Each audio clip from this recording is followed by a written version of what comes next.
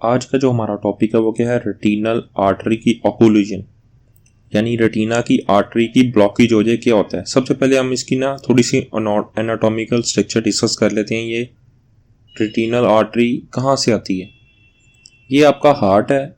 Heart से आपकी क्या होती है, अराइज होती है आपकी कैरोटिड आर्टरी। कैरोटिड आर्टरी मजीद दो ब्रांचेस में तकसीम हो जाती है। नंबर 1 इंटरनल कैरोटिड आर्टरी और दूसरी कौन सी है, आपकी एक्सटर्नल कैरोटिड आर्टरी। अब जो इंटरनल कैरोटिड आर्टरी होती है, यहां से आपकी सेंट्रल रेटिनल आर्टरी निकलती है।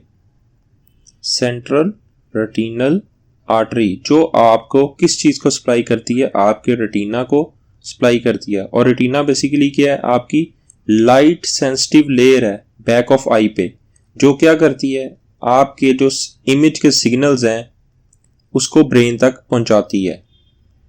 अब टॉपिक हमारा क्या है कि रेटिना आर्टरी की ब्लॉकेज हो जाए। आप देखें जो ब्लॉकेज है वो देखें, लिखा हुआ है ब्लॉकेज ऑफ सेंट्रल या ब्रांच ऑफ रेटिनल आर्टरी। उसने बोला कि अगर सेंट्रल रेटिनल आर्टरी की ब्लॉकेज हो जाए या उसकी ब्रांच रेटिनल आर्टरी की ओक्लूजन हो जाए तो क्या होगा। देखें जो सेंट्रल रेटिनल आर्टरी है ये आपके तमाम रेटिना को सप्लाई करती है, फुल रेटिना। लेकिन जो ब्रांच ऑफ रेटिनल आर्टरी है ये आपके कुछ रेटिना के पार्ट्स को सप्लाई करती है। अब उसने बोला है कि सेंट्रल रेटिनल आर्टरी या ब्रांच ऑफ रेटिनल आर्टरी की ब्लॉकेज किस वजह से होती है, ड्यू टू एम्बोलिज्म। और एम्बोलिज्म कहाँ पे हो रहा है, आपका यहाँ पे जो आपकी कैरोटिड आर्टरी है यहाँ पे क्या हुआ, एम्बोलाई बना है। और यहाँ से एम्बोलाई ने क्या किया, यहाँ से डिसलॉज हुआ है, यानी यहाँ से हट गया है और जाके कहाँ पे सेटल हुआ है, आपके सेंट्रल रेटिनल आर्टरी पे जाके ये सेटल हो गया है। यानी कैरोटिड आर्टरी का एम्बोलिज्म था। और कैरोटिड आर्टरी में एम्बोलिज्म क्यों बना था, क्योंकि वहां पे एथेरोस्क्लेरोसिस है, कोलेस्ट्रॉल के प्लेक्स की वजह से एम्बोलिज्म बना है। और वहां से डिसलॉज हुआ है और सेटल हुआ है स्मॉल आर्टरीज में। कौन सी स्मॉल आर्टरी में, सेंट्रल रेटिनल आर्टरी में। और यहाँ पे सेटल होने पे क्या करेगा, यहाँ पे जो वो रेटिना की है सप्लाई है उसको कंप्रेस कर देगा। और जब उसको कंप्रेस करेगा, उसकी सप्लाई रोक देगा, तो उसकी वजह से क्या आएगा, एक्यूट पेनलेस मोनोऑकुलर, यानी एक्यूट पेनलेस एक आई का, मोनोऑकुलर का मतलब होता है एक आई का विजन लॉस हो जाएगा। ये आपको कैची पॉइंट्स है। अब उसने बोला है ड्यू टू एम्बोलिज्म की वजह से ये रेटिनल आर्टरी की ओक्लूजन हुई है। और एम्बोलिज्म कहां पे बना था, कैरोटिड आर्टरी में, एथेरोस्क्लेरोसिस की वजह से। एथेरोस्क्लेरोसिस बेसिकली क्या होता है, आपके कोलेस्ट्रॉल के प्लेक्स होते हैं। जिस पेशेंट में हाई कोलेस्ट्रॉल होता है वहां पे जब उसकी लिपिड प्रोफाइल करवाते हैं तो उसमें क्या होता है, उसमें एथेरोस्क्लेरोसिस बनने के ज्यादा चांसेस होते हैं, जो क्या करते हैं, एम्बोलिज्म बनाते हैं या आपकी हार्ट की वेसल्स को ब्लॉक करते हैं। कोलेस्ट्रॉल के प्लेक्स होते हैं तो ये होते हैं, एम्बोलिज्म ज्यादा बनते हैं कैरोटिड आर्टरी एथेरोस्क्लेरोसिस की वजह से as compare to cardiogenic heart की वजह से।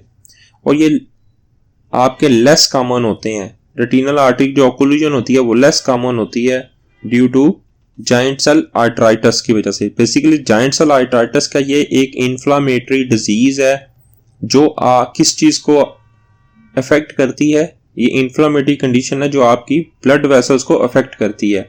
इसकी वजह से retinal artery occlusion less common होती है। अब यहाँ पे लिखा हुआ है कि इसकी वजह से पेशेंट एक्यूट पेनलेस, यानी पेशेंट को पेनलेस एक आई का विजन लॉस होगा। और जब हम फंडोस्कोपी करवाते हैं, फंडोस्कोपी क्या होता है, फंडोस्कोपी में हम क्या देखते हैं, हम आई के जो, यानी इंटीरियर आई, या इंटीरियर आई का मतलब क्या है, या back of eye, back of eye के एग्जामिनेशन को किस चीज से करते हैं, फंडोस्कोपी से। और फंडोस्कोपी में हमें देखें बैक ऑफ आई में क्या होता है, रेटिना भी होता है, तो इस वजह से हम फंडोस्कोपी करते हैं ताकि हमें जो रेटिनल आर्टरी की ब्लॉकेज की वजह से रेटिना भी नजर आ जाए। तब देखें सेंट्रल रेटिनल आर्टरी की ओक्लूजन हो तो क्या फंडोस्कोपी में नजर आते हैं, हमें जो स्पेसिफिक एक साइन नजर आते हैं, उसमें हमें नजर आते हैं चेरी रेड स्पॉट्स नजर आएंगे रेटिना के, क्योंकि रेटिनल आर्टरी की ब्लॉकेज हो रही है तो रेटिना अफेक्ट होगा, तो वहां पे रेटिना के अंदर क्या होंगे, चेरी रेड स्पॉट्स हमें नजर आएंगे, अपीयर होंगे eight the centre of retina. Centre of retina में क्या होता है, फोविया होता है, फोविया पे। और ये हमें क्यों नजर आते हैं चेरी रेड स्पॉट्स, क्योंकि ब्लड सप्लाई कॉम्प्रोमाइज हो चुकी है, ब्लड सप्लाई डिक्रीज हो जाती है, इसी वजह से हमें नजर आते हैं। उसके अलावा क्या होगा, फंडोस्कोपी में जिस एम्बोलिज्म ने सेंट्रल रेटिनल आर्टरी को ब्लॉक किया था वो भी हमें नजर आ सकता है, एम्बोलिज्म भी हमें विजिबल होगा वहां पे।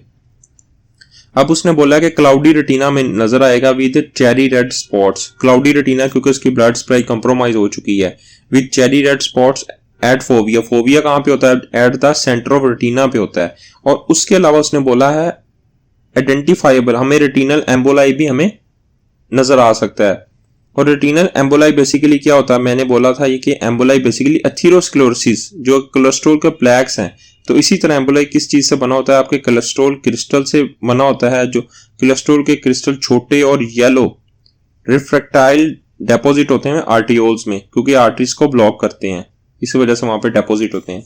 अब सेंट्रल रेटिना आर्टरी का क्या ट्रीटमेंट क्या है, ट्रीटमेंट में सबसे पहले हम मेडिकेशन करते हैं। मेडिकेशन में हम क्या करते हैं, सबसे पहले हम मेडिकेशन करते हैं ट्रीटमेंट में असीटोजोलामाइड देते हैं, जो क्या करती है आपके आई का प्रेशर, इंट्राओकुलर प्रेशर कम कर देती है और आपके ब्लड फ्लो को इंप्रूव करती है। सेकंड नंबर पे हम क्या करते हैं, ऑकुलर मसाज करते हैं। ऑकुलर मसाज क्यों करते हैं, ताकि वो जो एम्बोलाई आके आपका स्टक हुआ है वो डिसलॉज हो जाए, डिसलॉज द क्लाउड। फिर हम क्या करते हैं, हाइपरबैरिक ऑक्सीजन की सप्लाई भी करते हैं ताकि प्योर ऑक्सीजन दी जाए, ताकि वो प्योर ऑक्सीजन डिलीवरी रेटिना पे की जाए।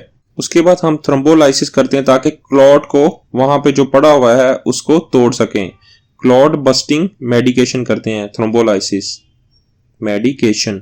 अगर इन चीजों से इंप्रूव नहीं हुआ तो हम क्या करेंगे, सर्जरी करते हैं। सर्जरी क्या करते हैं, ताकि वहां से क्लॉट को रिमूव किया जा सके, रिमूव द क्लॉट या और रिपेयर द आर्टरी।